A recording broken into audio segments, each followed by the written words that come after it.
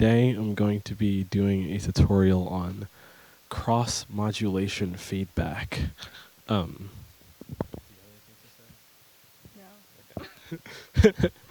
I have some students in this class here with me to ask questions and pick my brain on the Serge. But yeah, I guess cross modulation is just when one thing is controlling the other thing, and then that other thing is controlling the first thing. So it's like using one thing to control the other thing that's controlling itself, which is why it's like feedbacking. So it's like they're modulating each other and feeding back. And there are a few ways that you can do it.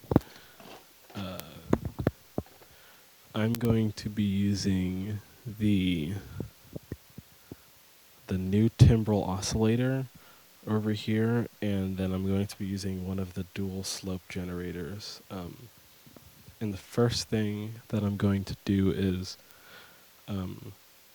loop the slope generator so that it's looping, so we can use it as an oscillator. And if we listen to what that sounds like by putting it into the mixer here.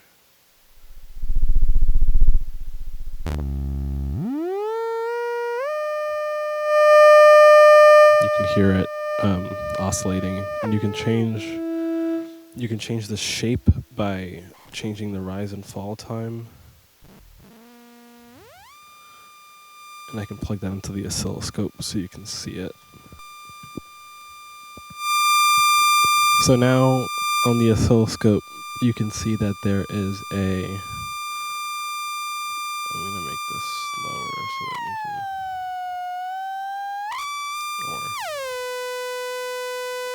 can... So now the fall is all the way up, so there's a sort of sharp edge where the envelope should be falling, so it goes up and then just stops. And now this is sort of shaping it to be a sawtooth wave or a reverse saw wave. And then you can do the opposite by making the fall longer. And then it would turn into a triangle wave. I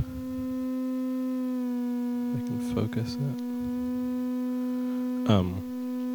Yeah, so when the rise and fall are both up, then it's a triangle. And then if the rise is up, then it's just a sawtooth wave. So changing the shape also changes the pitch of the oscillator. And on the slope generator, you can change, there's inputs for the rise and the fall, so I can control both of those via CV, and then this is an attenuverter to sort of say how much I want my input to control these knobs underneath. And that happens with a lot of modules on here. The main thing also is that if you want to keep the shape but change the pitch, you can go into the volt per octave input, and then it'll keep the same shape, but then you can change the sort of pitch of it with a sequencer or with other things.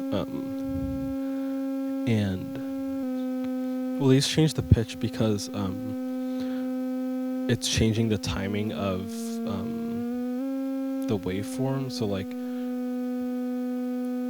the time it takes to fall is being changed, and that also changes like the frequency of the waveform, because if it's a shorter time, then or the fall would be faster, so the pitch raises. And then putting a pitch into the volt per octave just changes both the rise and the fall time.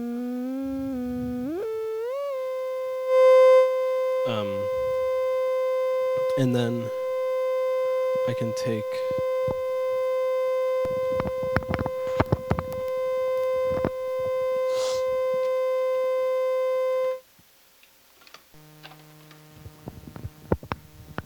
take another sawtooth from the new timbral oscillator over here. So I just came out of the saw output of here into the mixer, and this has its own like main frequency control.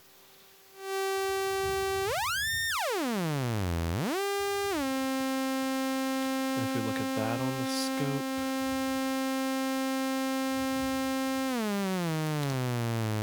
So that's just a sawtooth wave. And there's different waveforms here. There's triangle, sine, pulse. And then there's a variable which you can modulate between different waveforms. And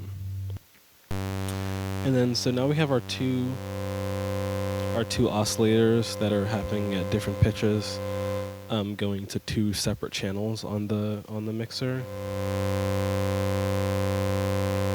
And then we can get cross modulation by just having, let's say we have the let's say we only listen to our first oscillator. And then we have the second oscillator control. I'm just taking a multiple out of the second oscillator and having it go to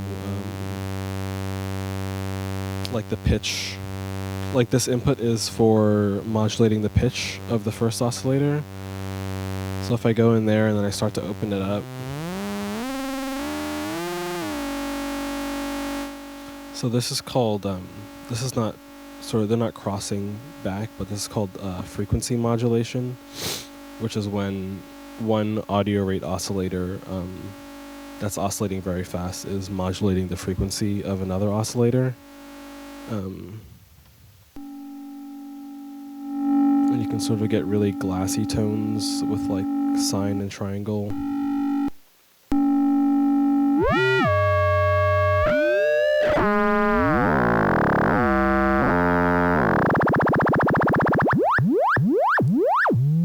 And then if the oscillator is very slow, you can see or hear how it's modulating the frequency of the first one.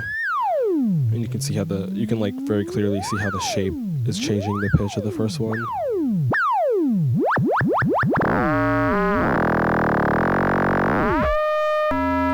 Yeah, and then all you would need to do to cross modulate is to have this first one,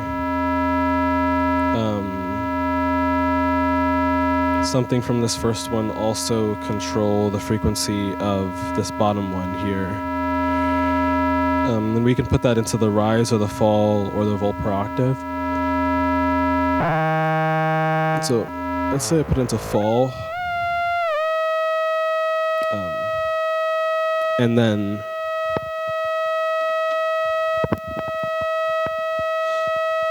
so now we're only listening to the new timbral oscillator, but I'm also going to take a multiple out of the other one so we can listen to both at the same time.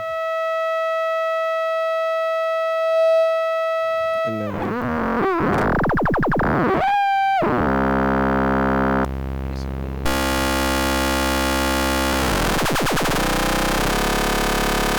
so now these oscillators are, this one's controlling the frequency of this one via the fall input, and then this one is controlling the frequency of the first one via the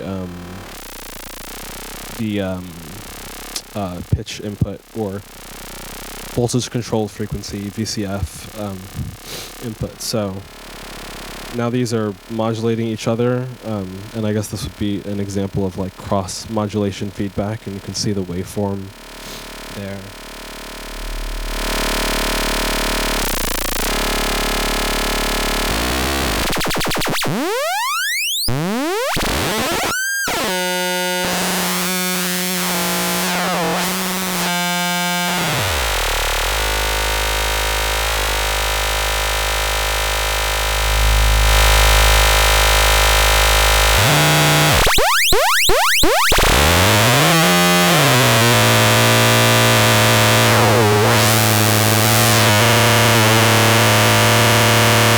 Yeah, so the frequencies are controlling each other, and then the waves have their own shape, and then this also creates a new waveform because it's changing the frequency very fast.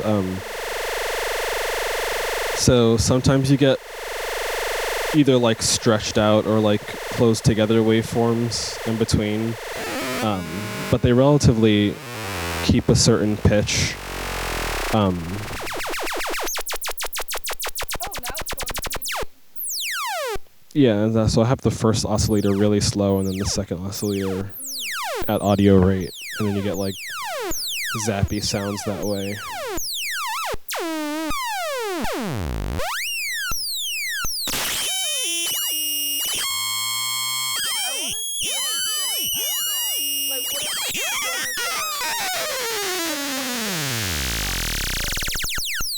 Yeah, so if they're both... These are if they're both sine waves. Or a triangle and a sine wave are very similar. So it's a lot less timbrally harsh. Yeah, the sine wave doesn't contain... Sine wave is supposed to be like the least harmonic waveform. That would just have the first harmonic. And then you use stuff like wave folders to add harmonics, or a different waveform like a saw wave that has a lot of extra harmonics. Yeah. And but how does it work to like affect the bottom double? yeah, so this is the bottom knob is the knob that controls the fall rate or controls the rise rate, and then this knob is just controlling whatever this input is. So if this is in the center and you put a voltage in here, it's not going to affect this knob in any way. And then as you open it clockwise, it'll start to, the voltage you put in here will start to affect this in like a positive way. And then if you go this way, then whatever voltage you have here will start to affect this in a negative way. So this is a way for you to sort of control the gain of whatever the voltage you have that's going in here. Like if you have another oscillator going in here and you only want it to change the fall like a little bit, then you'd only open this up a little bit. But if you wanted to have whatever voltage that's in here control this like all the way, then you'd open this up all the way. And then it would be the full voltage. So think of it as like a volume and like direction knob for whether or not you want it to affect the fall in like a positive way or a negative way. So it's like attenuation, and then it also has inverting. So that's why it's called an attenuverter. And I guess like any volume knob, like a gain knob that's just 0 to a certain amount is like an attenuator in a way, because you're like attenuating the amount of something that's going into it. Yeah. So the phaser is just longer on here. These are just different degrees of the phase output. You don't really even use these outputs to make your phaser sound. So we're gonna go into our phaser, our inputs here. And this is a paper face version of this phaser. There's also different Serge phasers, but this is the one that we have. And then we're going to come out of one of our outputs here.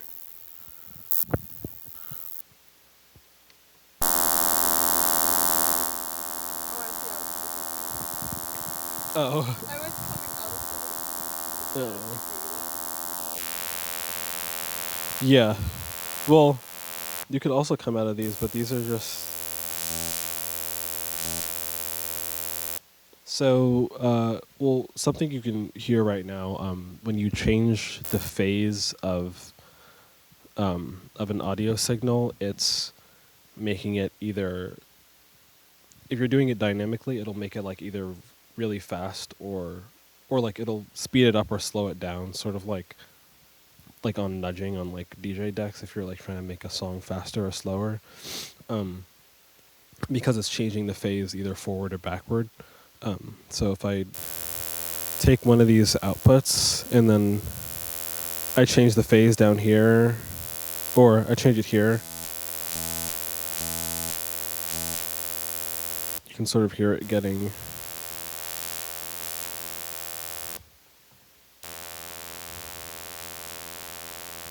And these have different outputs, so I mean it might be useful to listen to like a normal waveform on them. So I'll go in from this, and we can also look at it on the scope.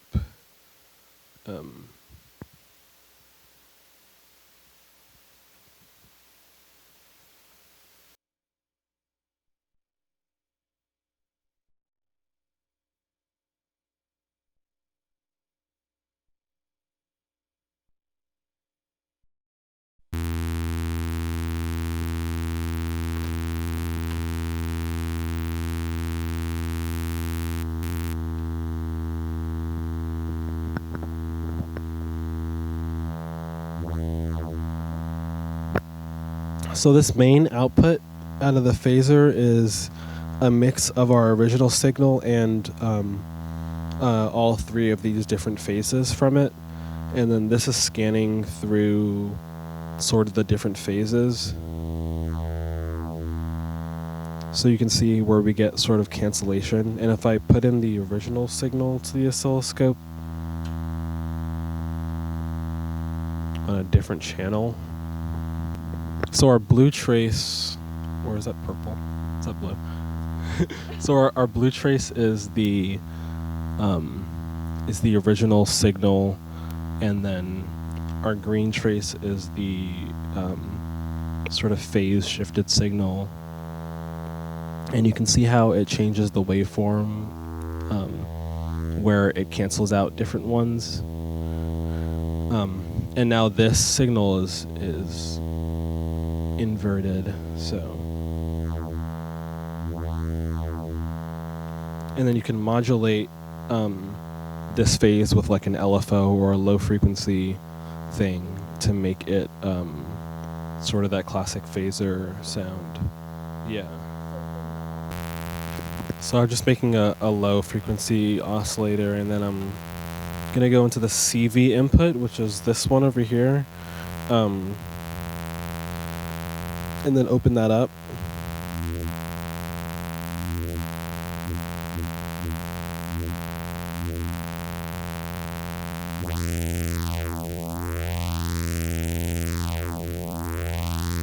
So that's like your classic, like growly phaser sound. Oh, okay. No, this is changing the phase, because this is the mix between the phase shifted and the original. So having both in the mix is where you hear the sort of phase, because it's canceling out the original signal with that.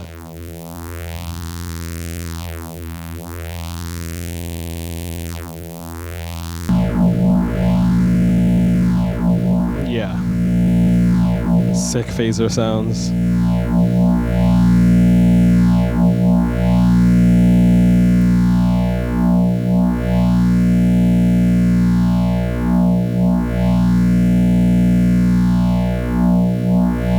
And then you can do something like, if you want to have a sort of stereo phaser effect, since there are two phasers, you can just do the same thing and have like a slightly different timing on the LFO for the second one.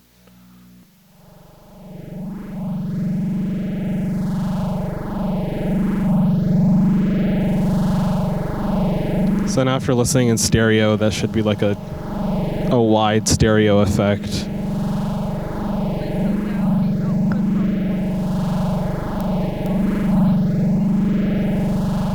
No, this is just using the same input and going to two phasers.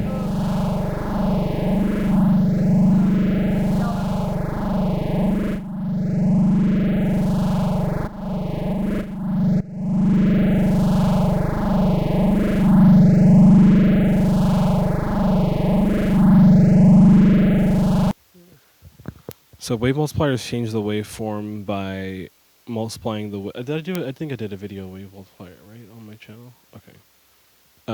So go watch that video. So what I'm gonna do basically is go out from one of the wave multipliers into my mixer, and then I'm going to go out from that same wave multiplier into the bottom wave multiplier. And then out from the bottom one into the top wave multiplier. And then now these wave multipliers are feeding back on each other, and I'll put one on the scope so you can see it.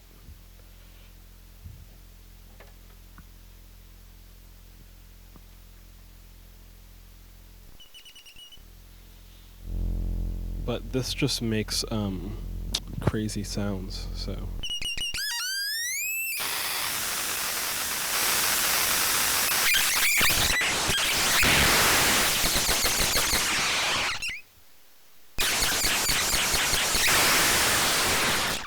And this is a very simple patch. It's just the bottom wave multiplier going to the top and the top going to the bottom, and then we're listening to the top wave.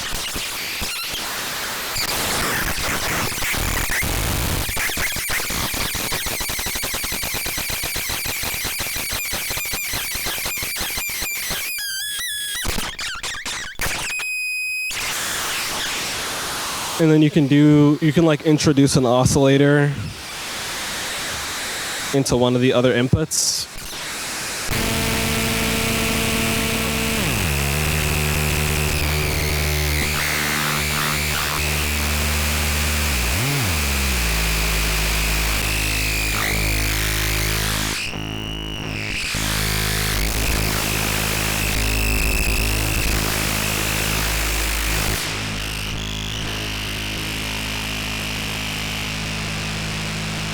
And then the amount of wavefolding also has an input, which is the CV input on top. So you can also play around with like different oscillators controlling that.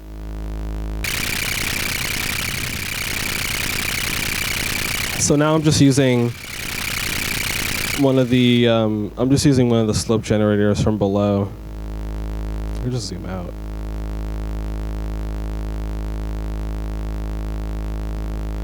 So now I'm just using one of the slope generators from below to control the amount of wavefolding on the top one.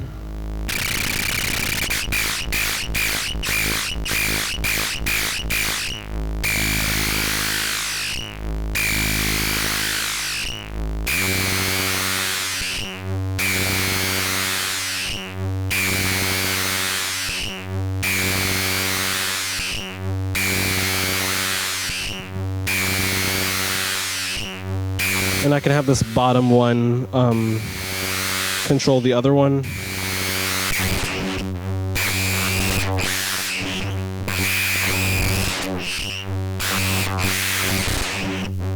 And then even with more feedback, I can have maybe the bottom wave folder control the frequency of the oscillator.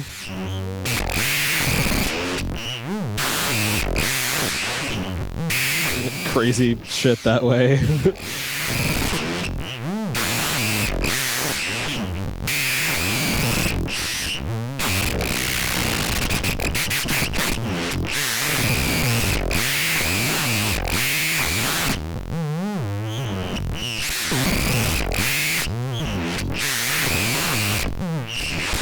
And we can have this go back into our phaser.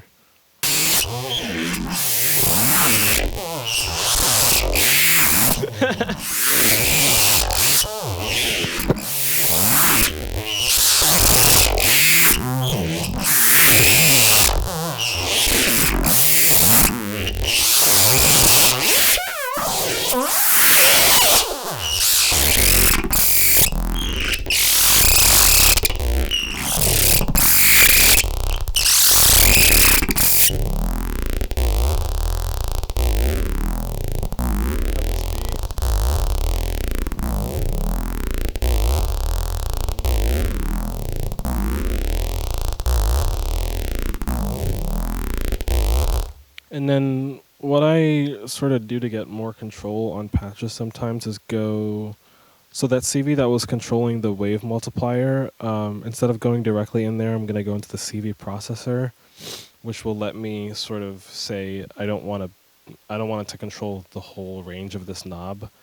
I only want it to control some of it. So I'm going into one of these channels, and turning the knob so that it's not giving me all the voltage, and then I'll use that new output to control this, so that I sort of don't get the super like white noisy sounds that happen when the wave multiplier is all the way up. Yeah.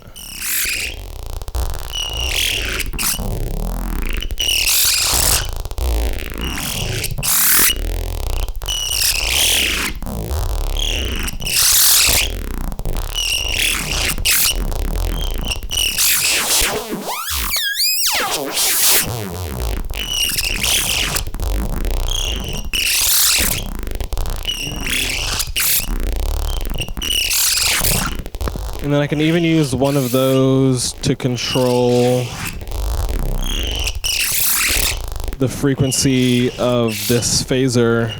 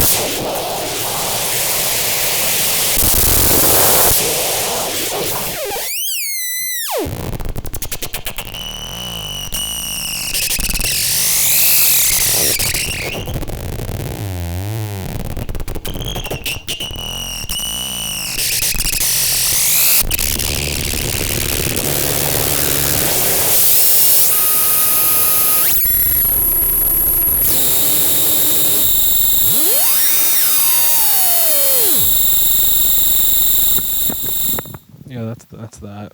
That's an example. Thank you for watching. Thank you for my guests here for asking me questions. Yeah. If I said anything wrong, please comment and correct me. Yeah. Okay. Thank you.